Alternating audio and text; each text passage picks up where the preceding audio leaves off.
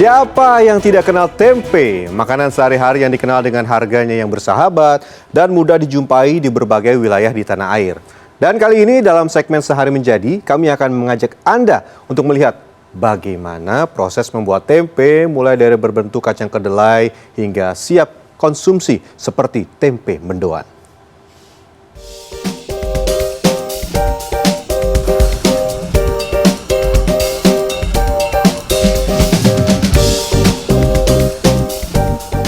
Warisan kuliner Nusantara bernama tempe sudah menjadi bagian kehidupan kita sehari-hari.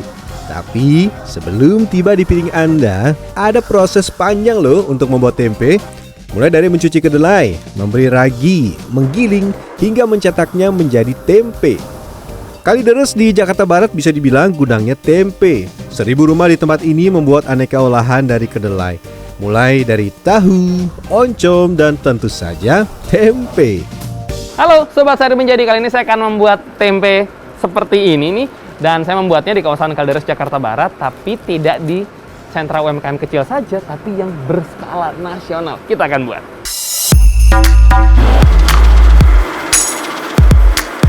Bahan utama tempe adalah kedelai. Pembuatan tempe diawali dengan merendam kedelai selama 2 jam. Perendaman akan membuat kedelai mengembang dan lebih cepat matang ketika direbus. Kedelai kemudian direbus selama 3 jam atau hingga mendidih. Sebenarnya kedelai bisa saja langsung direbus tanpa direndam, tapi proses memasaknya menjadi 2 kali lebih lama, yang berarti ongkos produksi jadi meningkat. Salah satu alasan ini perlu didiamkan selama belasan jam itu tuh justru karena biar tempenya menjadi asam ya, bisa dibilang, terutama di bagian airnya. Jadi pemirsa kalau lihat airnya tuh agak kental-kental begitu, karena memang tempe ya kalau nggak asam nggak bisa jadi tempe. Kita sambil cek ya. Setelah direndam semalaman, kacang kedelai kemudian digiling dengan mesin agar kulit luar kedelai terkelupas dengan sempurna dan kedelai terbelah menjadi 2 bagian sama sisi.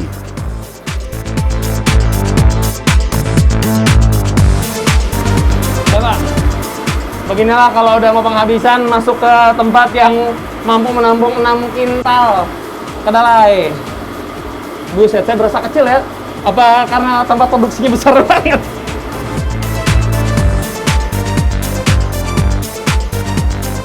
Seluruh kedelai harus habis dalam 1 siklus produksi.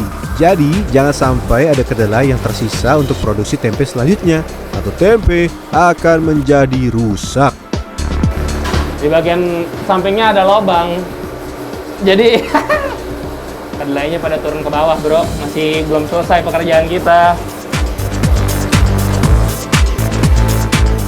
Berbeda dengan tahu yang berasal dari Tiongkok, tempe adalah kreasi rakyat yang hidup dalam kesusahan akibat penjajahan Belanda. Kalau dulu tempe terbentuk secara tidak sengaja akibat ditempeli jamur, sekarang kedelai sengaja diberi ragi supaya berjamur.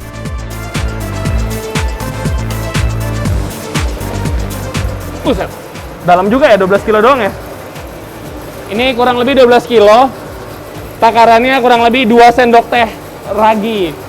Kenapa dikasihnya dikit-dikit nih per belasan kilo, padahal bikinnya sehari bisa 1 ton. Berat, bos. Serius, ini keringetan udah.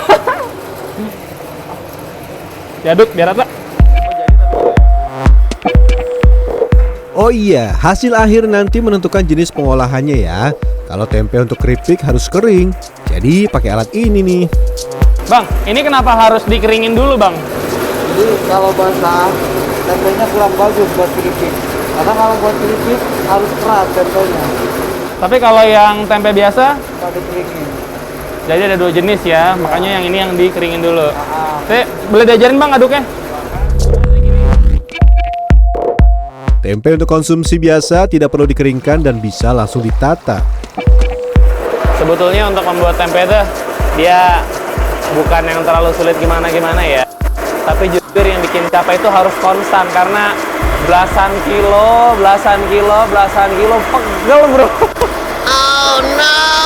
Oh ya, siap, udah dipanggil lagi buat kerja. Tempe mulai dikenal di dunia internasional pada 1960-an dan Indonesia sudah menetapkan tempe sebagai warisan budaya nasional pada 2017 lalu. Lanjut, walau menggunakan mesin harus tetap diayak sekali lagi ya pemirsa. Segini bener ya. Setelah 15 menit belajar muter, akhirnya dapat yang kulitnya tanpa terlalu banyak si kacangnya. Nah, kalau segini udah layak lah. Air jadi kunci penting dalam proses pembuatan tempe. Oke. Sementara itu pemirsa, air itu tuh menjadi bagian yang luar biasa penting ya ketika lagi proses membuat tempe. Mulai dari merendam, mencuci kedelai, sampai harus misahin lagi dari kulitnya tuh semuanya membutuhkan air. Jadi kalau sampai misalkan airnya kurang ya tempenya tidak maksimal atau bahkan bisa gagal total. Jadi airnya harus agak banyak. Meski bisa menurunkan kualitas tempe, ampas kedelai tidak dibuang begitu saja loh. Dan ini nantinya tuh tidak dibuang gitu aja, tapi bisa jadi makanan ternak. Ini untuk sapi ya Pak ya? Jadi bisa untuk makanan sapi dan tidak ada yang terbuang. Nah, ini makanan sapi nantinya nih.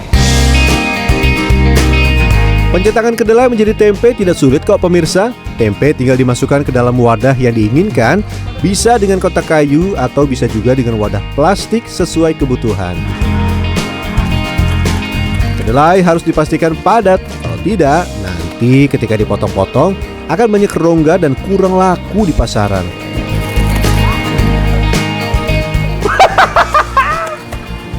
Terlalu semangat kerja malah bikin kesalahan. Ya,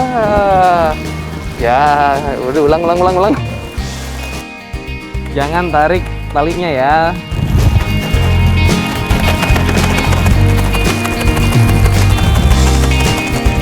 Oh, oke.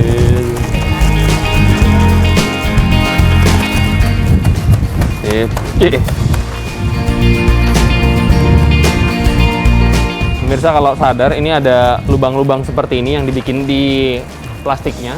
Ini tuh berfungsi supaya nanti si kedelainya tuh bisa jamur dari si raginya tadi. Kalau nggak dikasih bolong-bolong seperti ini nggak bakal jadi tempe.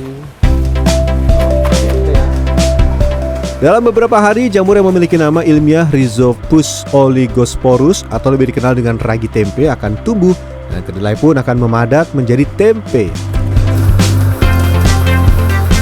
Bu, kalau sebetulnya tempe itu tuh harus di musim panas atau musim dingin. Sini kan sekarang lagi cuacanya lagi beberapa hari hujan, panas.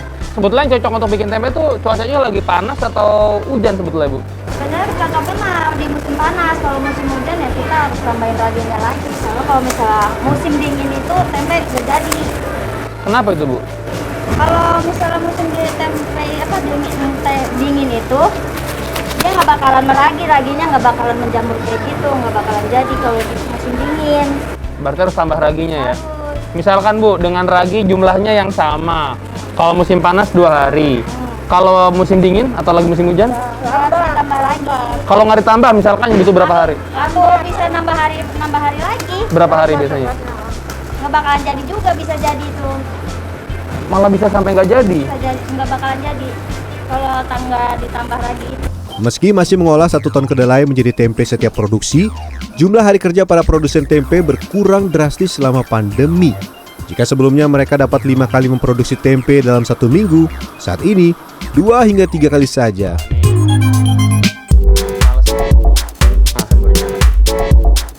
Sekarang, yuk kita intip olahan kedelai yang lain, tempe mendoan.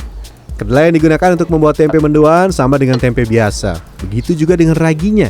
Yang membedakan adalah proses meletakkan kedelai yang setiap lapis. Wah, kayak bikin kue lapis ya. Isi Bang. Ini harus sebaris tuh bener-bener isinya kacang kedelainya ya harus pas ya. Harus sebaris segitu isinya kedelai semua, nggak boleh terlalu numpuk, rugi. Kalau kedikitan yang beli komplain. Nah, jadi harus pas. Setelah itu, diamkan tempe selama beberapa hari. Nah, ini yang sudah 1 hari ya Bang ya. Tapi masih 1 hari lagi untuk menjadi tempe mendoan yang siap untuk digoreng. Kalau tempe yang biasa kan tuh harus diiris tipis-tipis ya. Itu bisa jadi bermacam varian makanan tempe, tapi kalau ini memang dikhususkan untuk tempe mendoan, makanya harganya agak mahal. 2.500 Pak, satu beginian. Mahal juga ya. Isi 4 lapis. Nah, tempenya sudah jadi deh. Tempe dijual dengan harga bervariasi tergantung ukuran. Tapi biasanya antara 5.000 hingga 15.000 rupiah. Dan tinggal diolah deh. Mau dibuat tempe kriuk bisa, digoreng biasa juga bisa. Atau yang setengah matang tempe mendoan juga bisa, tergantung selera. Akhirnya selesai juga dan saya akan makan tempe olahan saya sendiri. Kebetulan saya suka dengan yang berbumbu kecap dan kayaknya mendoan cocok deh sama kecap. Kita makan dulu ya. Kayak kecap. Nah, ternyata sebelum sampai ke meja makan, ada perjalanan panjang yang harus dilakukan selama berhari-hari. Bagaimana? Tertarik menjadi produsen tempe? Atau Anda lebih suka menjadi penikmat aneka olahan tempe? Rian Fernando, Dwi Agung, Jakarta.